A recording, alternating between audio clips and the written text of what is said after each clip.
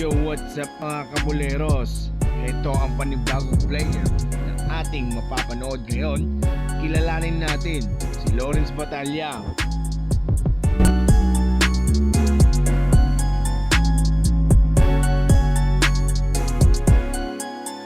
Trivia lang mga kabuleros, alam nyo ba?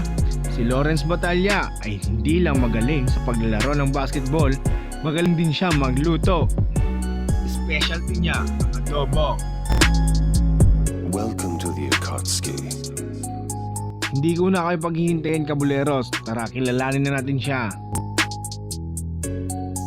Ako si Lawrence Batalla, 25 years old, 5'11", and you're watching Sixers Boleros. Subscribe na.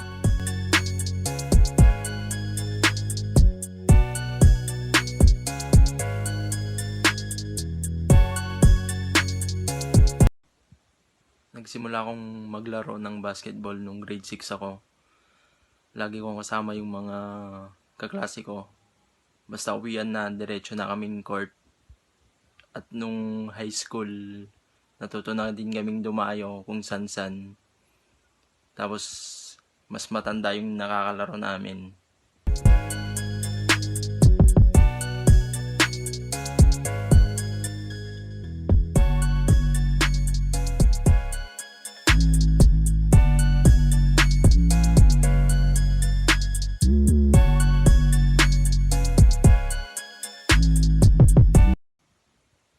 Sa mga kapwa ko players, training lang palagi at makinig sa coach at magdasal sa itaas.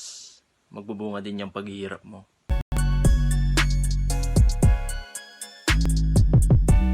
Alam mo ba kabuleros na si Lawrence Batalla ay pumukol ng 7 sunod-sunod na 3 points noong Game 2 laban sa Manawag.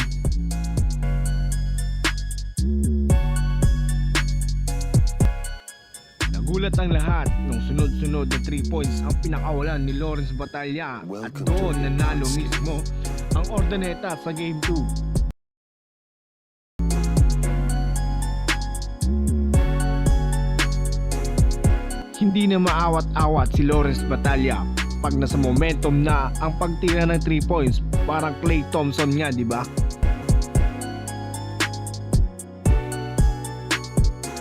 Grabe talaga ang kamay ni Lawrence Batalla. Sino nga bang makakagawa ng 7 sunod-sunod na 3 points kung probinsyanong player lamang?